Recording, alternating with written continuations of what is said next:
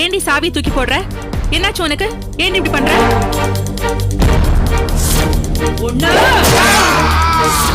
முடியலமா, என்னால இந்த கொடுமையெல்லாம் பாத்துக்கிட்டு ஜீர்ணிக்கவே முடியல. யாருமா அந்த பொம்பளை?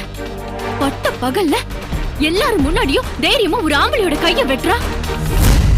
அவள பொம்பளையா இல்ல பொம்பளைங்கிற பேர்ல நடமாடுற ராட்சசியா? ஆம்பளைங்க ரவுடிசம் பண்றதான் பாத்திருக்கேன்.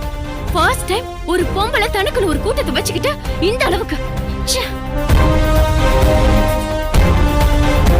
எப்படிமா இந்த மாதிரி பேய்கள்லாம் நாட்டுல நடமாட விடுறாங்க? தாரா, நாக்க கொஞ்சம் அடக்கி பேசு. எதுக்கு இப்ப வீணா அவங்க மேல இவ்வளவு டென்ஷன் ஆற? அவங்களா? என்னமா நீங்க அவளுக்கு போய் மரியாதை கொடுத்து பேசிட்டு இருக்கீங்க? அவ பண்ண காரியத்தை நீங்களும் தானே கண்ணால பாத்தீங்க. அதுக்காக பெரியவங்க சின்னவங்க மரியாதை இல்லாம யார வேணா வாய்க்கு வந்தபடி பேசுறதா? வயசு கொஞ்சம் மரியாதை கொடுத்து பேசு. மரியாதையா? அந்த ரத்த காட்டேரி பண்ண காரியத்துக்கு தாரா இல்ல யாரா இருந்தாலும் இந்த மாதிரி தான் பேசுவாங்க. அவளுக்கு போய் மரியாதை கிரியாதுன்னு பேசிட்டு இருக்கீங்க? ஆமாண்டி, ராட்சசி, பேயி, ரத்த காட்டேரின்னு ஏன் பிசாசுன்னு ஒண்ணு இருக்கே, அதையும் சேர்த்துக்க வேண்டியதானே?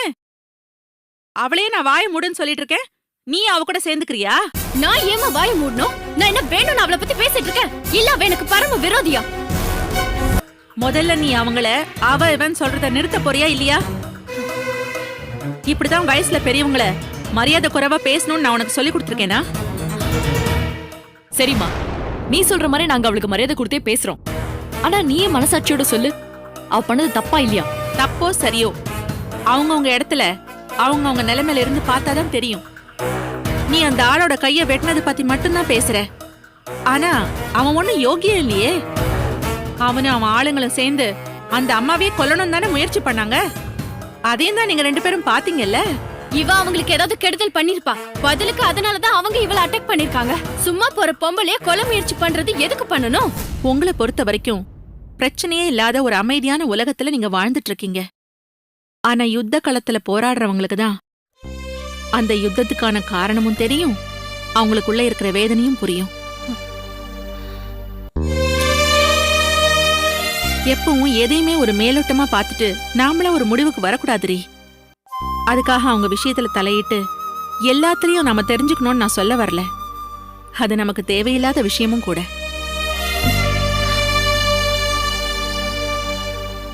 ஆனா நீங்க பாத்தீங்களே இந்திரசேனா, அவங்களும் பிறக்கும் போதே கத்தியோடையும் துப்பாக்கியோடையும் பிறந்திருக்க மாட்டாங்கங்கறத மட்டும் நீங்க புரிஞ்சுக்கணும். இது வாழ்க்கை தாரா.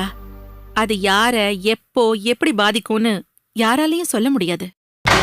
அதுக்கு என்னமா, 1000 தான் இருந்தாலும் அவ ஒரு பொம்பளை. ஒரு ஆம்பளை அடிச்சாங்கன்னா அது அவங்க மிருகத்தனத்தை காட்டும். ஆனா ஒரு பொம்பளைங்கிறவ பூ மாதிரி. அவ போய் இந்த மாதிரி மாறி இருக்கானா? ஏன் பூ எப்பவும் பூவாதான் இருக்கணுமா? புயலா மாறக்கூடாதா? மாறலாம். அப்படி எல்லாருமே மாறிட்டா அப்புறம் நாட்டுல சட்டம் தான் எதுக்கு? அதை காப்பாத்துற போலீஸ் தான் எதுக்கு? அவளும் ஒரு பொம்பளை தாங்கிறதுனால நீ தேவையில்லாம அவளுக்கு சப்போர்ட் பண்ணி பேசிட்டு இருக்க. நாங்களும் பொண்ணுங்கதான்றத மறந்துடாத. 2 பொண்ணுங்களே ஒரு பொம்பளை பத்தி தப்பா பேசுறோம்னா இதுல இருந்தே புரிஞ்சுக்க வேணா அவ பொம்பளை இல்ல பொம்பளை ராட்சசின்னு.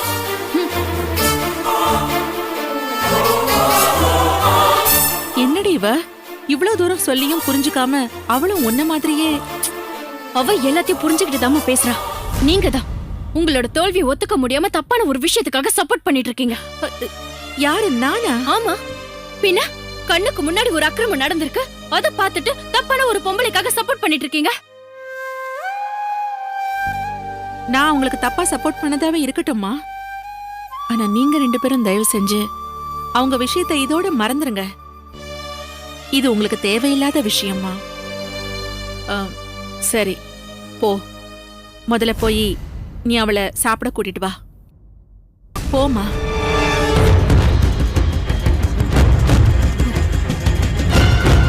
தேவையில்லாத விஷயமா? இன்னொரு தடவை அவ என் கண்ணு முன்னாடி அந்த மாதிரி நடந்துக்கிட்டோம், அப்புறம் அவ தேவையா தேவையில்லையான்னு நான் புரிய வைக்கிறேன்.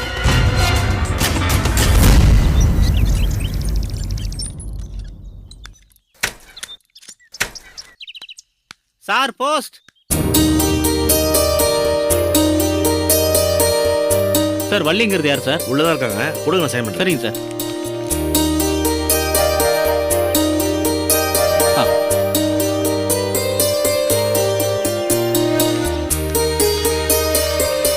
வள்ளி, வள்ளி, என்னங்க? உனக்கு என்ன போஸ்ட் வந்து?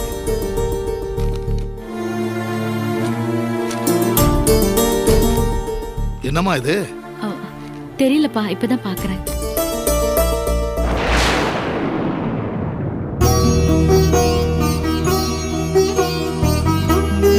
சிவா இன்டர்நேஷனல் ஒரு பெரிய கம்பெனி.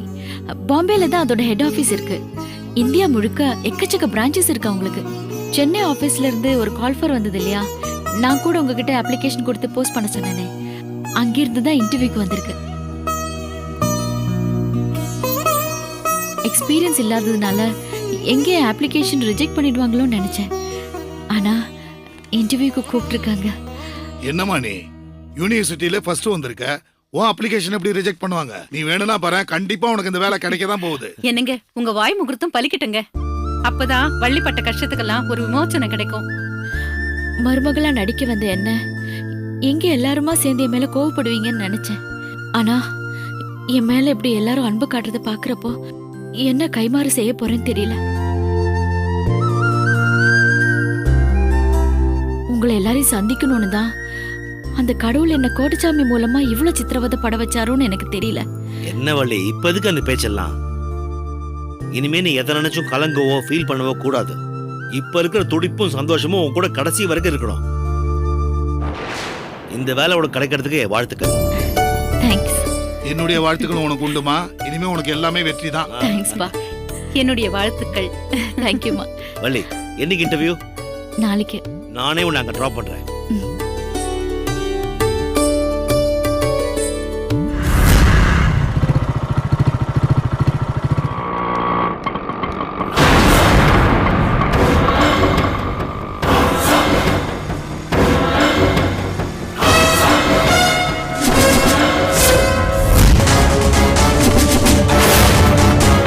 இன்டர்வியூ முடிஞ்சு எனக்கு ஃபோன் பண்ணு, நான் வந்து பிக் பண்றேன். சரி.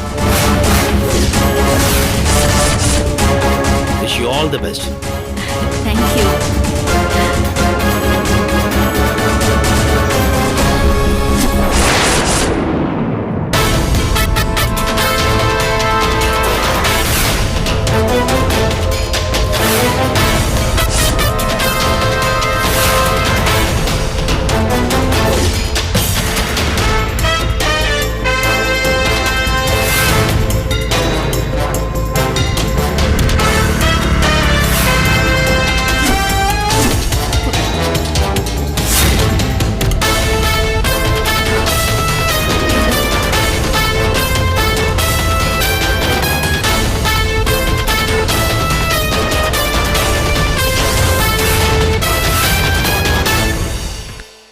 Excuse me. சொல்லுங்கம்மா.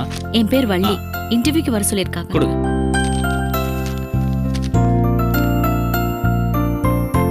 எழுதிட்டமா? ஓகே. உட்காருங்க. Thank you. கூப்பிடுறேன்.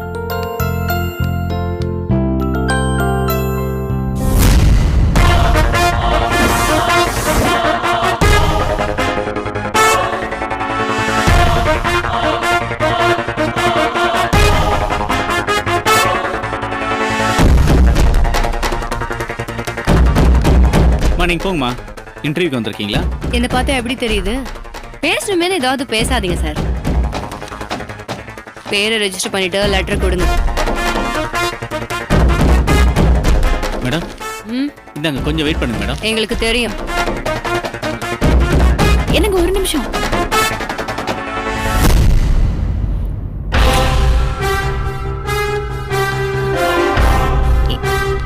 என்ன உங்களுக்கு ஞாபகம் இருக்கா?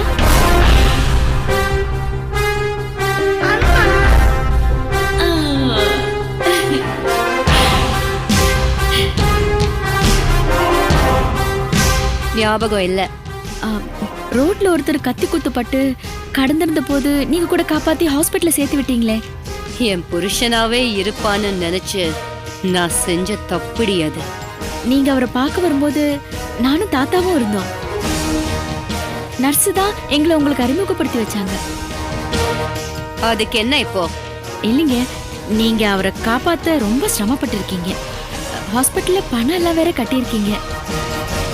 வீட்ல இருக்கிறவங்க எல்லாம் உங்களை பார்த்து நன்றி சொல்லி உங்க பணத்தை திருப்பி கொடுக்கலான்னு ஆசைப்படுறாங்க. பிச்சையா போட்ட எதையும் திருப்பி வாங்குற பழக்கம் எனக்கு இல்ல.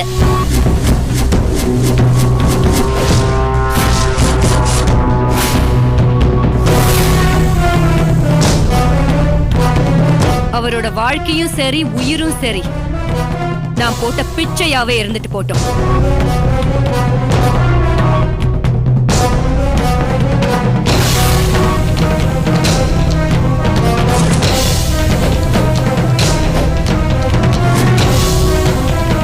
அவரோட வாழ்க்கையும் சரி உயிரும் சரி நான் போட்ட பிச்சையாவே இருந்துட்டு போட்டோம்.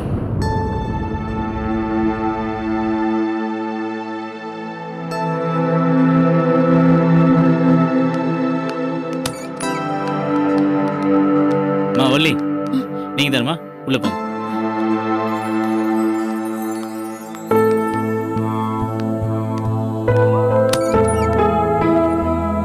Take your seat. Thank you, sir. Please, கொடுங்க.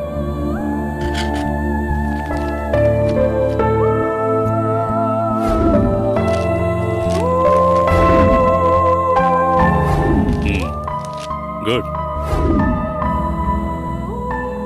இதான் உங்களோட ஃபர்ஸ்ட் இன்டர்வியூ இல்ல? ஆமா சார். இன்டர்வியூ சரியா பண்ணுவோமா பண்ண மாட்டோமோ, வேலை கிடைக்குமோ கிடைக்காதோ, இப்படி எந்த டென்ஷனும் இல்லாம எப்படி அமைதியா உட்கார்ந்திருக்கீங்க? அது என்னோட சுபாவம் சார். டென்ஷன் ஆகுறதுலயோ உணர்ச்சி வசப்படுறதுனாலயோ எதையும் சாதிக்க முடியாதுங்கிறது என்னோட அபிப்பிராயம். நீங்க வந்திருக்கிறது அட்மினிஸ்ட்ரேட்டிவ் ஆபீசருக்கான இன்டர்வியூ. எந்த எக்ஸ்பீரியன்ஸும் இல்லாம எந்த நம்பிக்கையில நீங்க இந்த வேலைக்கு அப்ளை பண்ணீங்க? எந்த எக்ஸ்பீரியன்ஸ் இல்லைன்னு தெரிஞ்சும் வேலைக்கான இன்டர்வியூக்கு வர சொல்லி லெட்டர் அனுப்பி வச்சிருந்தீங்களே, அதே மாதிரி ஒரு நம்பிக்கை தான் சார். நாம் இந்த பூமியில பிறக்கும்போது எந்த எக்ஸ்பீரியன்ஸும் இல்லாம தான் சார் பிறக்கிறோம். இங்க வந்ததுக்கு பிறகுதான் எல்லாத்தையும் கத்துக்கிறோம். அதே மாதிரி கத்துக்கிட்டு என்னோட ஜாபை சிறப்பா செய்ய முடியுங்கிற ஒரு நம்பிக்கையில தான் நான் இங்க அப்ளை பண்ணேன். ஒரு ஸ்டாஃப் தப்பு பண்ணிட்டான், அவனால கம்பெனிக்கு நஷ்டம். அப்ப எந்த மாதிரி முடிவு எடுப்பீங்க? அவர் தப்ப சுட்டி காட்டி அவரை சரி பண்ணி அவர் மூலமாவே நஷ்டத்தை சரி பண்ணுவேன். தொடர்ந்து அந்த ஸ்டாஃப் தப்பு பண்ணிக்கிட்டே இருந்தா? எனக்கு தெரிஞ்சு தொடர்ந்து தப்பு பண்ற மனுஷனே கிடையாது சார். அதே மாதிரி தொடர்ந்து சரியா இருக்கிற மனுஷனும் கிடையாது. மாறுறதுதான் சார் மனுஷ இயல்பு. ஒருவேளை உங்களோட கணிப்பு தப்பா போச்சுன்னா என்ன பண்ணுவீங்க? என்னோட கணிப்பு தப்பா போச்சுன்னா நான் இந்த வேலைக்கு தகுதி இல்லாதவன் அர்த்தம். அந்த நிமிஷமே நான் என் வேலையை ரிசைன் பண்ணிடுவேன்.